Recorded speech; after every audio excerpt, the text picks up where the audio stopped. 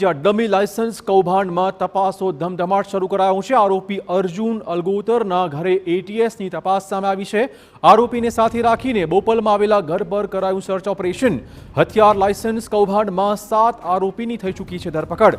આરોપીઓ મણિપુર નાગાલેન્ડથી હથિયારના લાયસન્સ મેળવતા હતા। તો આ કેસમાં તપાસ તેજ। બોપલ વિસ્તારમાં આવેલું ઘર પર સર્ચ ઓપરેશન હાથ ધરાયું છે।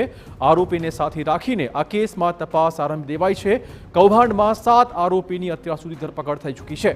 આરોપીઓ મણિપુર નાગાલેન્ડથી હથિયારના લાયસન્સ મેળવતા હતા। ડમી લાયસન્સ કૌભાંડમાં તપાસનો ધમધમાટ। અમદાવાદમાં આરોપીને સાથે રાખીને બોપલ વિસ્તારમાં જે તેનું ઘર આવેલું છે ત્યાં પોલીસે હવે એટીએસે તપાસ આરંભી છે। વધુ વાત કરવા જોડાશે અમારા સંવાદદાતા હરીન માત્રવાડિયા। હરીન, શું છે વધુ અપડેટ? બિલકુલ, એટીએસ દ્વારા જે મણિપુર અને નાગાલેન્ડનું જે બોગસ હથિયારોનું પકડી પાડ્યું હતું ને તેમાં એટીએસના 7 આરોપીએ ધરપકડ કર્યા હતા ને ત્યારબાદ તેના રિમાન્ડ મેળવી અને આગળની તપાસ શરૂ કરાઈ હતી ને આરોપી અર્જુનને સાથે રાખી તેના ઘર બોપલ ખાતે આવેલું તેના ઘર છે, ફ્લેટ છે, ત્યાં તપાસ કરવામાં આવી હતી।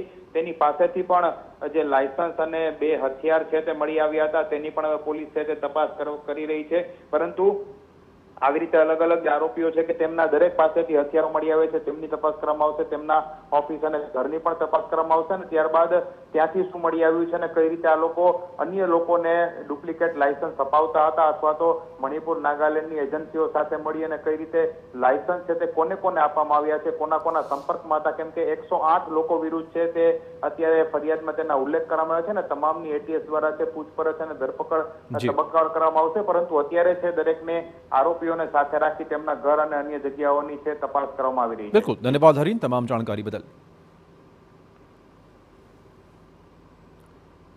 તો હાલમાં આરોપીને સાથે રાખીને બોપલ સ્થિત તેના ઘર પર એટીએસની તપાસ। રોજે રોજ નવા ખુલાસા થઈ રહ્યા છે। આ કૌભાંડમાં અત્યાર સુધી 7 આરોપી પકડી પડાયા છે અને હવે આરોપીને સાથે રાખીને આ ઘટનામાં પોલીસે તપાસ આરંભી છે।